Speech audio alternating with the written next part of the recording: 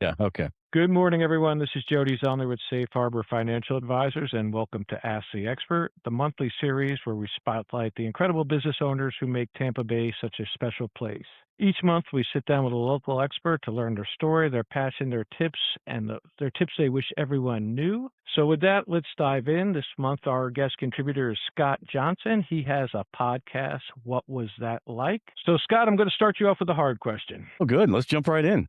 I know you are roughly the same age as me, and yet you took the bold move of making a career switch to something that's really considered a younger man's sport, podcasting. So tell me, what was that like? Well, I don't know. I've never heard podcasting referred to as a younger man's sport or activity. Of course, it's open to anyone who wants to, get on and talk to people or even you don't have to talk to people. You can just have a solo show. And it wasn't really, you said career switch. That wasn't really the decision I made at the time. I had a computer business, still have a computer business, and podcasting was something that I just kind of did on the side. And this is actually my third podcast that I've done, but this one has turned into what is now my full-time job, which I love it. It's I get to talk to interesting people about really bizarre stories, and what a better way to be creative and make a living. So you say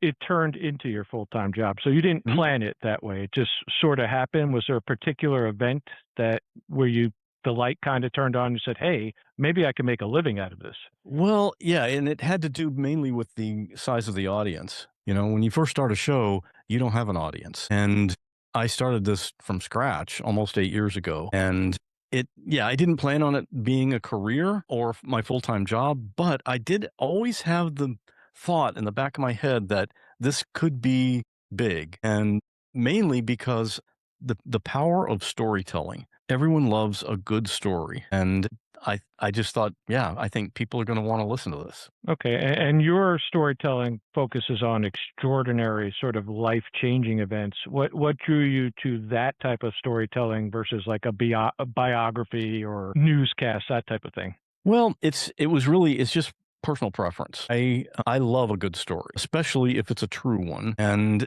there's all different kinds of podcasts, and many of them are very successful. You can have a podcast about how to get more leads for your business, or people can talk about last weekend's football game, and there are audiences for all of that. For me, I do what I'm personally interested in. And I know if I'm looking at my podcast app and I see there's a show about, here's how to pick the right life insurance, or another episode says, here's a story of a guy who was attacked by a grizzly bear. I know which one I'm going to, you know? Believe me, I would choose the grizzly bear too, and I'm a financial advisor. So that tells you a lot. I don't want to learn how to buy Okay. life insurance off a podcast. So your stories deal with some extraordinary life circumstances. How do you find these individuals? Do they find you? Are you introduced to them? Well, when I first started, I had just started looking for people. And so I made a list of just really crazy things that happen, just not that often, like somebody struck by lightning or somebody that ran in and saved someone from a house fire or, just things like that. And I just started looking for people. And I eventually, as the audience grew bigger, as it is now, most of my stories come from the listeners or from a publicist or a PR person. They're representing someone who's written a book, and those often don't work because they just want to sell a book. But I'm fortunate enough now that most of the stories come to me. Now, do you have a vetting process for your interviewees to make sure, well, one, that they're authentic, but two, Mhm. that their story will be compelling, that your audience would want to listen to? Absolutely. Yeah.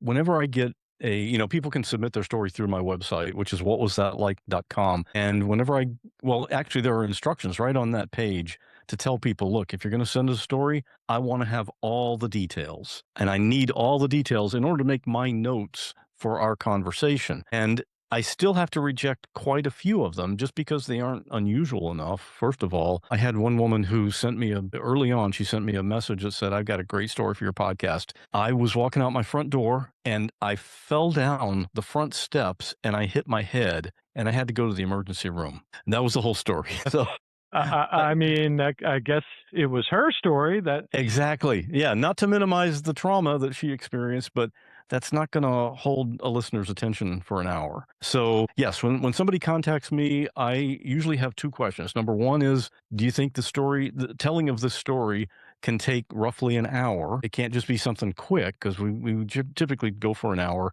And number two, is there any way that we can verify what happened? And I always make sure I can tell them that it's not because I'm doubting your story. It's just that I promote each episode as a true story. So I have to do my due diligence and make sure not every detail, but make sure that the basics actually did happen. And we can do that through a medical report, police incident report, 911 audio, an online news article that talks about it and includes their name, a variety of things like that. And I'm open to that. And it's not, I'm not a big stickler on, all the dots, I's dotted and T's crossed and all that. I just want to verify the basics of it. Yeah, because a lot of people have stories to tell, but as we have Mhm. found out, not all of them are factual.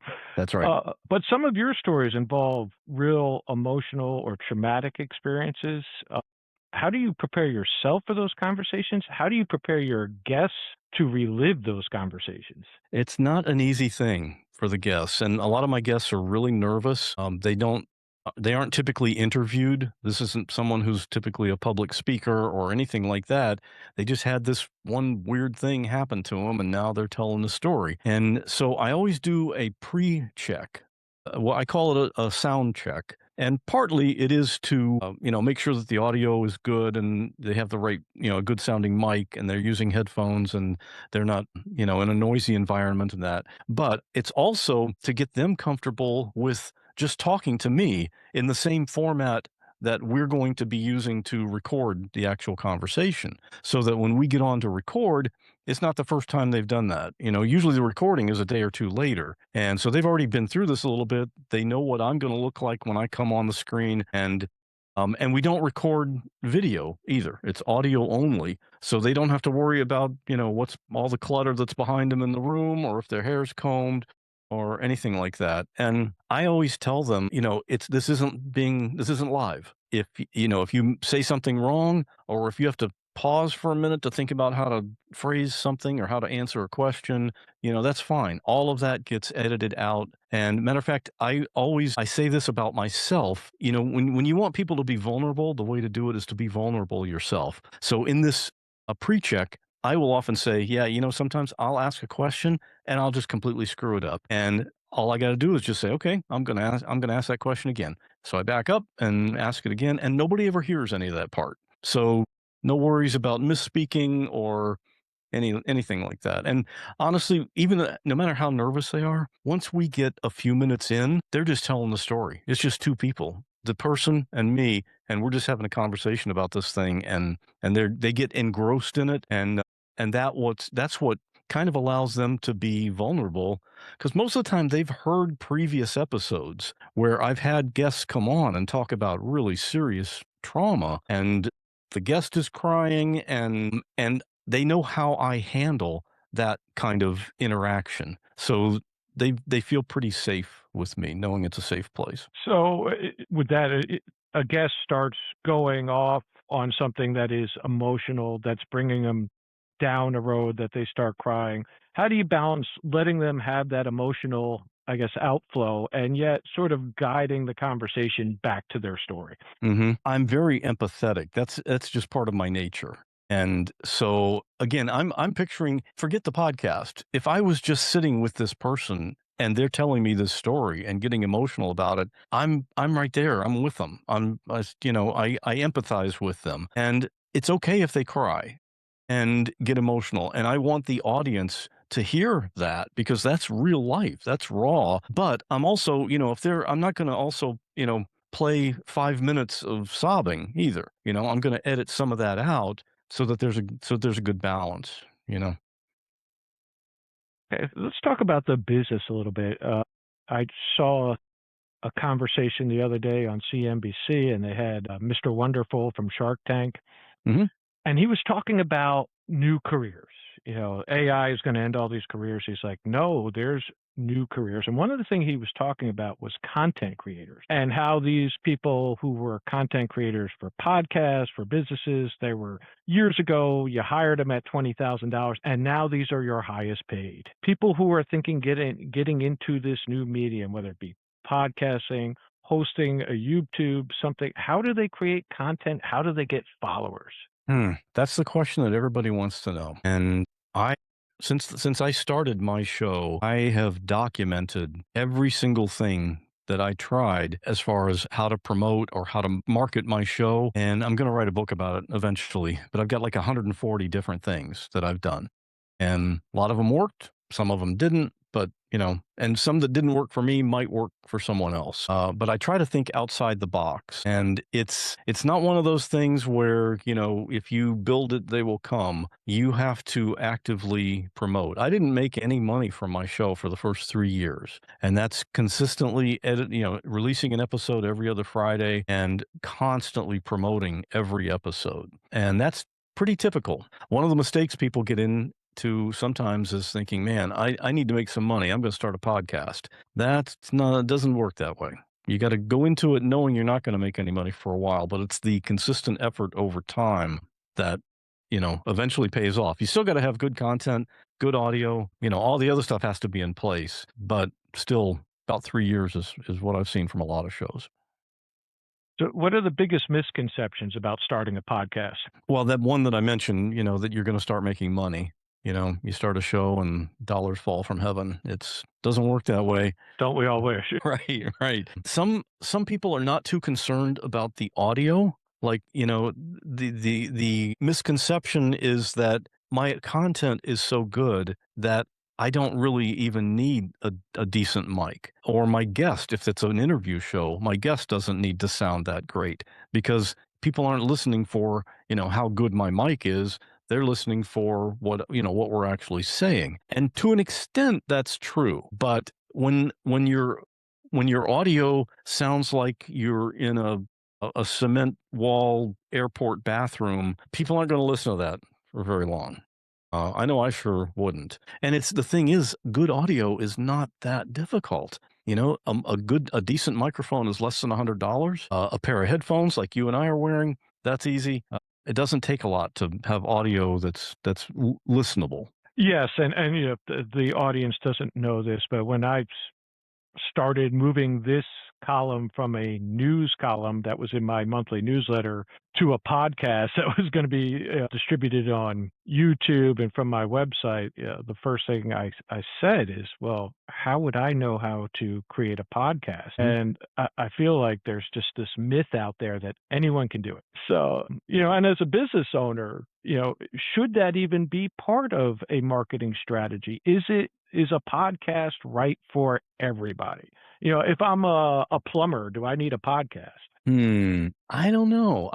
If I had to give either a yes or no answer, I would say yes. But I mean, I'm sure there's probably some businesses that a podcast just would not be valuable. But, I had a computer business, and the whole reason that was my first podcast, I started that just to, it was only like 10 or 15-minute episodes, just computer tips every other Monday, a computer tip or trick or security alert or notice about a scam that's going around, anything like that. It was computer tips for non-techie people. And I did almost 400 episodes of that. And what it did is it established me as the authority in that space. So, if somebody's looking for someone to teach them how to use a computer, or they need their computer repaired or anything like that, and they happen to go and search on their podcast app, there's the Computer Tutor podcast. And it's still up there, still all 400 episodes, or all like 380 maybe, or something like that. It's still there.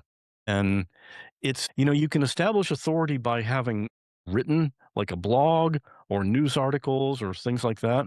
But when somebody hears your voice in their ear, that's a much more intimate form of communication. And they feel like they know you, especially after they've listened for a while. People that listen to my current show, they feel like I'm one of their best friends, even though we've never met in person. But they hear my voice all the time. They know how I feel about certain things, and they've heard me talk to people about really serious life events. And it's a really close form of communication, even though I don't know. Yeah, it is certainly different. We mentioned this a little bit prior that, I'm not so sure people really have a 30-second attention span. I think they have a 30-second attention span for the hook. You know, Mm. what's going to get you to watch that TV? What's going to get you to look at that? But looking at the success of Joe Rogan, I got to tell you that if the information is out there and available to people, they will watch a 3 hour podcast. So it really is a different median. Oh, yeah, yeah. And that's one of the things that, I title my episodes very specifically. So, I mean, I talk to people that have been hit by a truck or bitten by a rattlesnake, or they survived a mass shooting, or they were in a plane crash, things like that. And there are some happy episodes too. But a lot of the stories like that, I title them in such a way that, when people, I don't know if you look at your podcast app and you're scrolling through the new episodes that have just come in, eh, you cherry pick. I pick certain, even though I subscribe to a show, I don't listen to every single episode. I look at the titles, see if it's something I'm interested in. So when I want people to look on their phone as they're scrolling and they see my new episode, that title is going to say, all right, I got to hear that story. This guy was bitten by a rattlesnake. Okay. Yeah. I'm hitting play on that one. But that's the hook. And then the hook gets, but you still got to have good content to keep 'em listening. So the 30 seconds is the hook and then the content. So if I'm a business owner, not necessarily just in the business of podcasting, but I'm thinking about starting a podcast, I want to learn the basics, podcasting 101, because I hear too many times people say, hey, if you have an iPhone, you can do it. And we've just discussed that may not actually be true. You can. I know there are ways to do that, just recording on your phone. I've never done that, so I'm not the best one to ask about that, but Let's put it this way: it may not be the best way to do it. right. So, if I want to learn best practices, this is all Mhm. new to me. Where does a 101 to educate yourself on podcasting? The place that I would recommend, and this is how I got started on my first podcast, and it's still available. It's the School of Podcasting. The website is School of Podcasting. The person there to talk to is Dave Jackson. He's in the Podcast Hall of Fame, and he's a good friend of mine now too. So he helped me start my first show, and he also has his own podcast about podcasting. It's every Monday. So he talks about not only how to start a podcast, it's not just for brand new people, but also people who have been podcasting for a while. That would be a great place to start. And you can sign up for for the School of Podcasting, and you get to join their private Facebook group, and he'll take you from zero to having your show live. Okay, and now we've seen, especially with I mentioned Rogan and his new Netflix deal. Podcasting has Mhm. actually become a very profitable business. Where do you see Mhm. it going from here? Where do you see podcasting 5 years now, from 10 years from now? Man, I wish I knew. I mean, what's happening now is there's a company that's creating podcasts that are completely AI. Like the production, the voice, the hosting, everything is completely AI and automated, and it's just AI. Well, everybody calls it AI slop. But I mean, they're cranking out shows like they'll put 100 new shows out in a week, not just episodes, but new podcasts, and just hoping that someone's going to listen, and if it gains enough, then they can start putting ads on the episodes, or maybe they start with the ads right from the start. I don't know. I don't listen to it. Hopefully, that's not the direction that podcasting is going to go. I think eventually people will tire of that. You know how you can usually, when you see something posted on Facebook, or if somebody sends you an email, you can kind of tell if it was written by AI just because of the language and the sentence structure and things like that. And hopefully people will be able to figure that out for these garbage podcasts that are going too. But my faith is in, at least for my show, the power of a good story. That's what will hold people's attention. And certainly there's a lot of new podcasts coming out all the time. And I've heard some people say, oh, everybody has a podcast. It's just saturated. That is not even close to true, I don't think. I mean, think about how many new books are published each year. Is that saturated, or are still people writing new books? So Well, I can tell you now. I may come at it from a different perspective. I have a mhm, degree in history. It's hanging back there, one of those degrees. One of the things I've always said is that Hollywood is going to Hollywood. they have a formula for a movie. You got to Mhm. have a romantic lead. You got to have this. You got to have that. And when you see these movies, especially the based on true life stories, I don't know about anybody else, but the first thing I want to do is say, well, after I'm done watching Narcos or after I'm done watching Made in America, well, that was great, but now I want to know the real story. And that's where I start going to YouTube and going to the podcasts. I mean, and just to relate it back to my industry, I've seen a million documentaries on the 2008 crisis, the fall of Lehman Brothers. The way those podcasts get into the nitty gritty, the things that the documentaries can't tell you, the things that you really want to know because everyone still thinks, oh, it just kind of happened like that. And you're like, well, no, no, no. There were Mhm. all these breadcrumbs that were going on from 2007. You wouldn't know that from just watching mainstream media, from Right. just watching the documentaries. You have to extract that. Either you're going to have to read the actual information, which most people want, or you're going to have to Mhm. extract it from a podcast or a Mhm. YouTube video and hope that that information is correct. Right. Yeah, that's the beauty of podcasts. There are no rules. Like, when we're speaking here, we could talk here for half an hour, or we could make it a 3-hour conversation if we wanted to. But I usually tell people when they're talking about coming on the show and telling their story, this isn't a 20-minute interview that gets edited down to 5 minutes for an evening news story. We don't have any time constraints. If there's a thing in podcasting there's no such thing as too long, only too boring. So as long as we can still hold the listener's attention, we can talk as long as we want, and you can say whatever words you want. I tell people I don't bleep anything. Sometimes the stories we're talking about, sometimes explicit language is part of telling the story. So, and the listeners know that ahead of time. They know they might hear some bad words, but usually if there's something serious like that needs a trigger warning or content warning, something like that, I'll say that up front. So if they're listening with kids in the car, and it might be better to listen another time or something like that. But my listeners know that not every story has a happy ending, like the Hollywood movies. I usually try to end on a positive note. Like a lot of my guests have had something really bad happen, but that event is what made them become an advocate, or they're trying to raise awareness of a situation so other people don't go through the same thing that they've gone through. So that's kind of a positive thing that we can end on. But if someone loses a child because of the little kid fell into the pool and drowned, that's not going to have a happy ending, but it serves a bigger purpose. And so that's my concept. People know that they don't necessarily know what to expect. It's not going to all be wrapped up with a bow on it at the end. Now, is there a particular story you can tell, good or bad, where at the end you're like, yes, this is why I did this to allow these people to tell their story? Sort of that cathartic moment. Hmm. There's a lot of them like that. Yeah. There's one that comes to mind, a woman named Amy. She was in Oklahoma, and she worked in the Alfred P. Murrah Federal Building, and she was on the third floor. And as people know, that building was blown up by a terrorist bomb, a domestic terrorist. And she worked on the third floor at a credit union. And at the time, she did not like her job. She even admitted, I was a bad employee, because she wasn't happy there, but it was just a job. She weighed, I think, over 300 pounds at the time. And there was that one day she was in her office.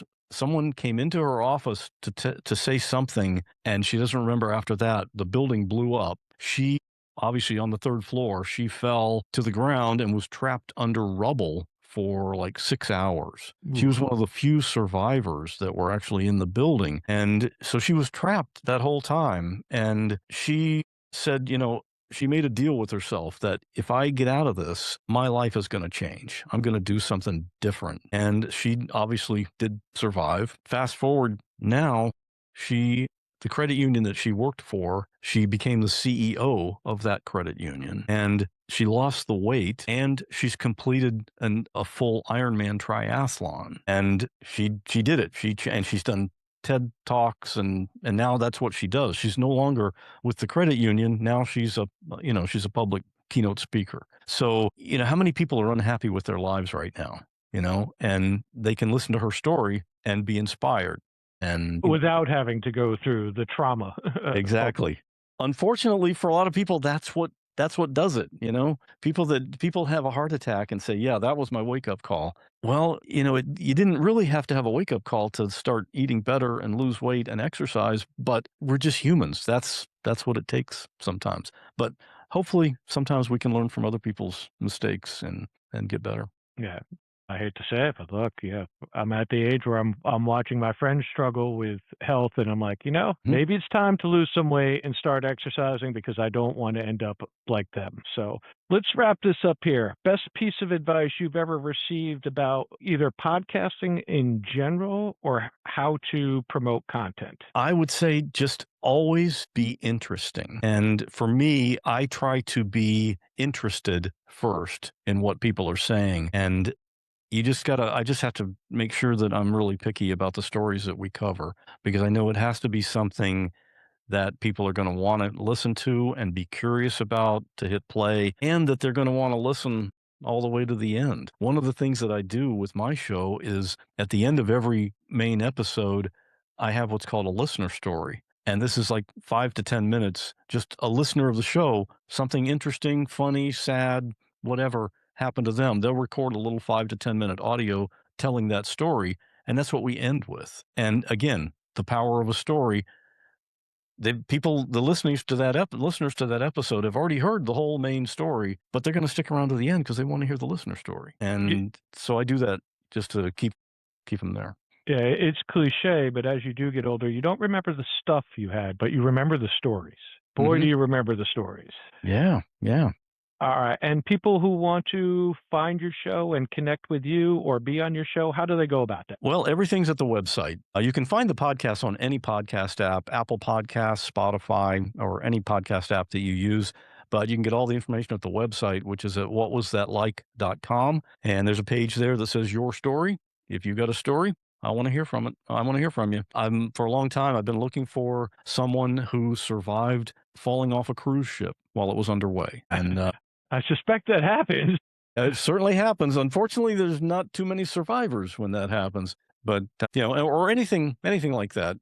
Something that if you're sitting at a party with someone and you happen to mention that, yeah, I was camping once and overnight a tree fell and it landed on the tent of the person that was next to me and killed them. And that's actually one of the episodes that I've got on the show. If I hear somebody say that, I want to hear that story. What happened? How did you what happened that next morning? I have a natural curiosity and I want to hear all the details, which helps when I'm talking to these people with these stories. So yeah, people can submit their story. Make sure you submit all the details. If what you're submitting includes the phrase "to make a long story short," that doesn't work. You got to give me all the details. And I know that's work. And for some people, they've already written it out, like in a blog post or, something like that, and you can just send that to me.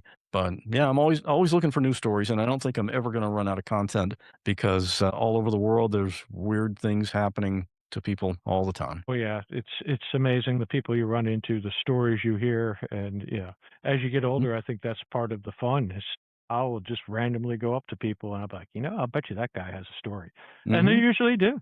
They usually Everyone do. does. Yeah. I always tell people though, you never really want to have something happen to you that qualifies you to be a guest on my show. But Uh, no, I know a lot of people, but I live a very boring life, so hopefully I will never be a guest on your show. well, we also have happy episodes I mentioned. I had one lady who went on The Price is Right and won the showcase. And that in itself probably would be a good story. But then 10 years later, she went back and did it again. And then 10 years later, because you can only do it once every 10 years, she went back a third time and she won the showcase every single time. The first time with Bob Barker, and then the last couple of times with who's the new host? I can't think of his name. Wayne Brady, I believe.